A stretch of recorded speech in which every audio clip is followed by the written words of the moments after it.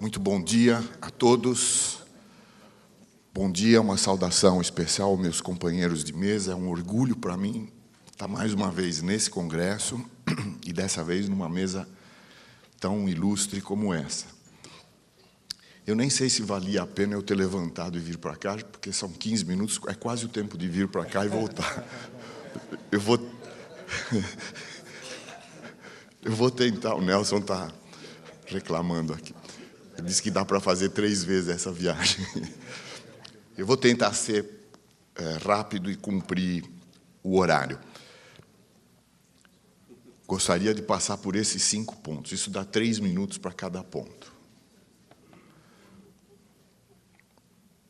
Vou falar um pouquinho do conceito de sistema de relações industriais ou sistema de relações de trabalho.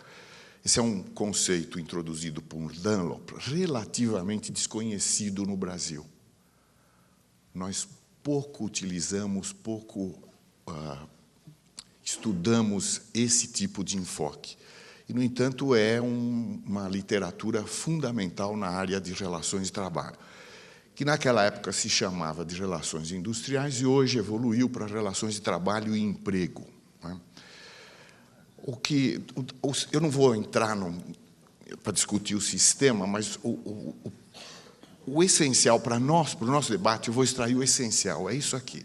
Cada país constrói o seu sistema. Não é? A história, a cultura, a economia do país, a situação concreta, a distribuição de poder, resulta num sistema. E esse sistema tem 2 funções principais: produção das normas e a administração das divergências. Essas são as 2, as regras para administrar as divergências fazem parte das normas que são produzidas no interior do sistema. O sistema tem 3 polos: governo, trabalho e capital, que, de alguma forma, dividem o trabalho entre si.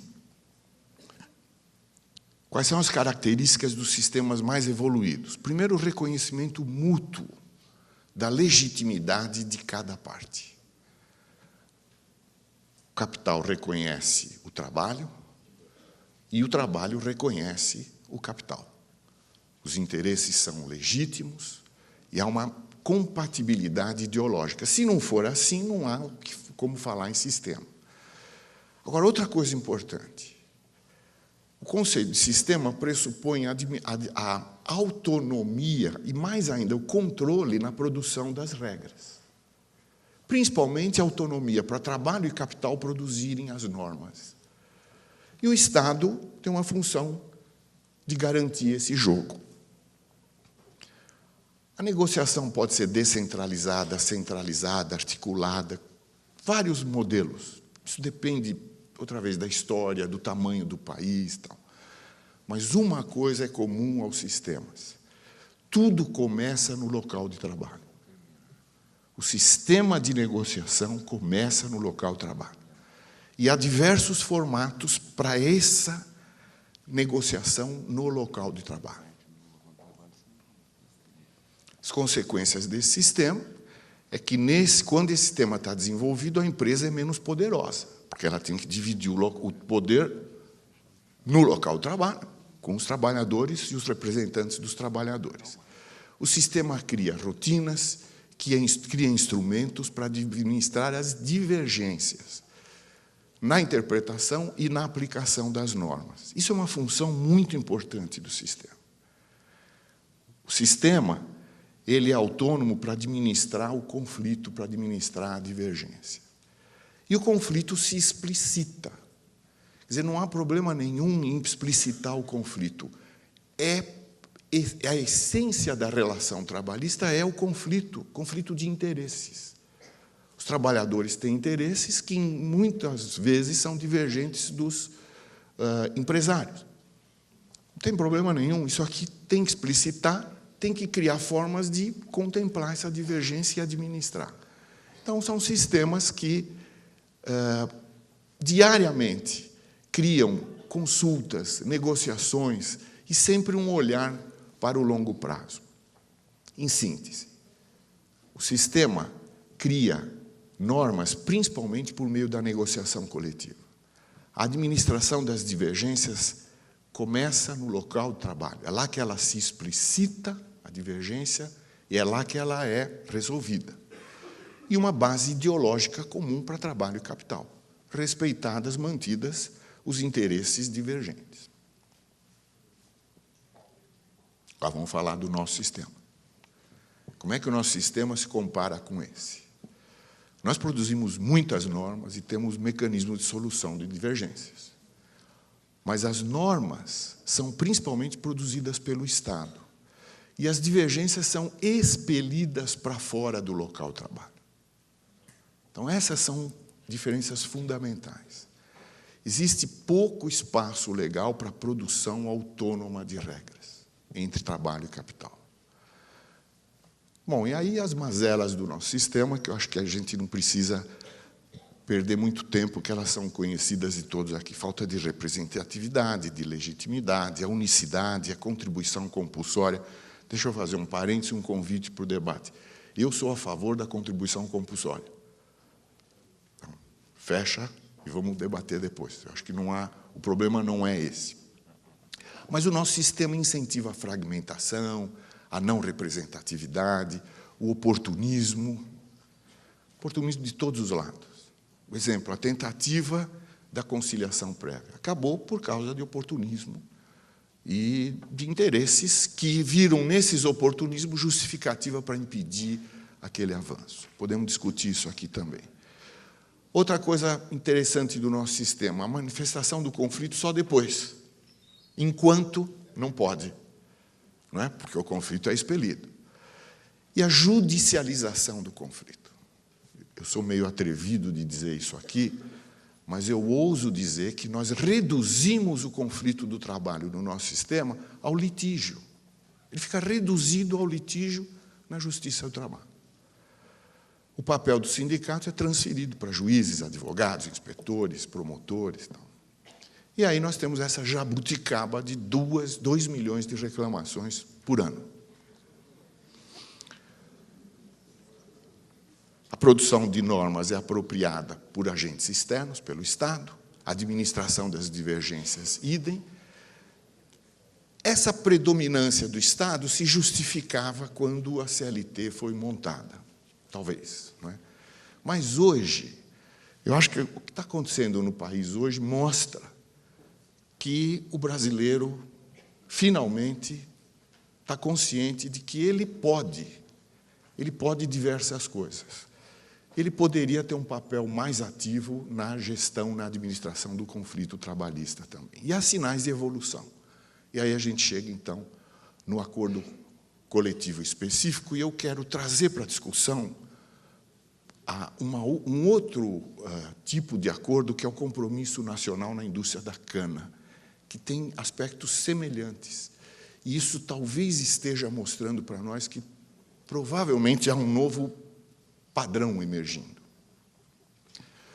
Bom, o acordo coletivo, eu não vou me estender, já foi descrito aqui, mas ele tem 2 condições para poder ser assinado. A empresa precisa reconhecer a representação sindical no local de trabalho. Então, é um rompimento com o modelo. E o sindicato tem que representar metade, ele tem que ter uma filiação, uma taxa de sindicalização maior que 50%. Quer dizer, a maioria dos trabalhadores é filiado ao sindicato. Só com essas condições é que vai se poder firmar o acordo. Então, a empresa reconhece o sindicato aqui dentro, que é uma ruptura, não é? Poucas empresas no Brasil teriam essa coragem. E o sindicato, ao mesmo tempo, tem uma lição de casa, ele tem que mostrar que ele representa. Poucos sindicatos têm uma taxa de 50% mais 1. Satisfeitas essas condições, as partes podem assinar o acordo. Isso não é acaso, todos conhecem a história do ABC, a chegada, a proposta desse modelo é fruto de décadas de conflito mesmo, que evoluíram para uma situação de relações de trabalho muito modernas, muito democráticas, que estão tolhidas por causa da estreiteza do nosso modelo.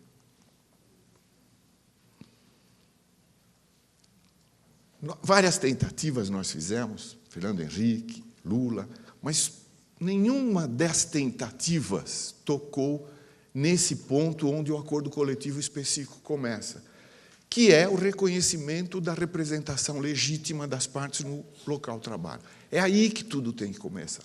É isso que caracteriza, obrigado, é isso que caracteriza o sistema de relações de trabalho democrático e evoluído. Ele começa no local de trabalho. E o nosso sistema não começa no local de trabalho.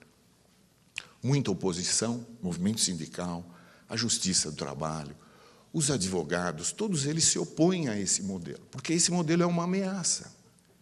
Ele vai, se ele vingar, ele vai destruir esse sistema que joga o conflito para fora, o conflito vai ser administrado, e aí muitas das funções que são exercidas fora passam a não ser mais necessárias, porque o conflito vai ser digerido internamente. Deixa eu falar um pouquinho desse outro modelo. Ele é menos discutido, mas ele é uma coisa muito importante. Rapidamente, no governo Lula, toda vez que o Lula viajava, ele recebia críticas porque o Brasil estava destruindo a Amazônia para produzir etanol. Essa era a acusação. E produzir etanol com condições de trabalho subhumanas. O Lula se preocupou com a imagem do país, com a viabilidade da indústria da cana, chamou as partes e foi feita uma grande discussão e se verificou duas coisas. Primeiro, a questão ambiental não se aplica à cana. O Brasil não desmata para produzir cana. Nós temos problemas de desmatamento com gado, mas não com cana. Agora, a outra parte é verdade. A relação de trabalho na indústria da cana, historicamente, ela remonta à escravidão. É uma coisa muito atrasada, vocês devem conhecer, pelo menos minimamente. E a coisa interessante é que, desse atraso, saiu essa proposta incrível, que é um novo modelo de negociação que não produz uma convenção coletiva ou um acordo coletivo, mas produz uma espécie de ISO trabalhista, normas, padrões trabalhistas, que seriam auditados por auditoria externa, devidamente habilitada, acompanhada pelo sindicato, e a ideia é que, progressivamente, esse ISO fosse se aprofundando.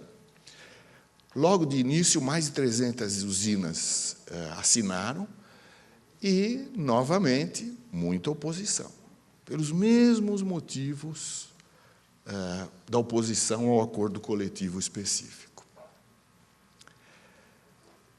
Quer dizer, o avanço é muito difícil. Agora, o que a gente pode tirar de tudo isso? Voltando aos sistemas de relações de trabalho evoluídos. Reconhece o conflito e cria mecanismos para administrar, autônomos, controlados pelas duas partes. No Brasil, o conflito é visto como nocivo, tem que ir para a justiça, porque é ruim, lá que se resolve o conflito. Ele é ignorado, expelido. Por quê? Porque o trabalhador é hipossuficiente. Essa concepção persiste até hoje. Deixa eu dar um exemplo rapidinho, eu estou concluindo. Vem do ABC. As trabalhadoras do ABC, as metalúrgicas, gostariam de ampliar 1 mês a licença maternidade, que as empresas lá concedem 6 meses. Não é obrigatório, mas lá elas concedem 6 meses. O que elas queriam? Que o 6º mês se desdobrasse em mais um, em regime parcial. Elas gostariam de voltar ao trabalho por meio período, para ficar meio período com o bebê ainda. E aí, em vez de o 6º mês, você teria 2 meses de período integral. É uma aplicação diferente de uma norma. Não pode. O inspetor do trabalho vai ter que multar a empresa que assinar esse acordo. Vejam a sutileza da coisa. Vejam como as necessidades avançaram e não cabem mais no nosso sistema. Claro, o Brasil não é o ABC, mas o ABC faz parte do Brasil. E ele não pode administrar o conflito como ele seria capaz de administrar. três sistemas, nos três esses elementos, o reconhecimento recíproco da legitimidade. Isso já ocorre no ABC, isso já ocorre na indústria da cana. A interação direta e contínua no local de trabalho. Isso é a base para esse novo padrão. E a autonomia na produção de regras e na administração do conflito. O acordo coletivo específico permitiria esse avanço.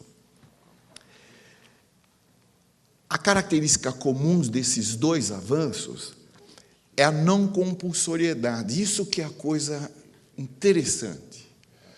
Quer dizer, nós abandonamos aquela ideia ousada demais de fazer uma reforma ampla trabalhista nesse país. Mas a gente quer uma coisa mais modesta, abrir uma janela para que quem quiser evoluir tenha a garantia legal de evoluir. É disso que se trata. Não é compulsório, é uma coisa por adesão. Esse é o traço comum do acordo coletivo específico e do compromisso nacional. A usina que não quiser não entra, só as que quiserem. E aí fica a minha pergunta, será que esse seria um novo padrão surgindo? Nós temos só uma maneira de responder essa pergunta, abrindo essa janela para que esse novo padrão emerja. Muito obrigado.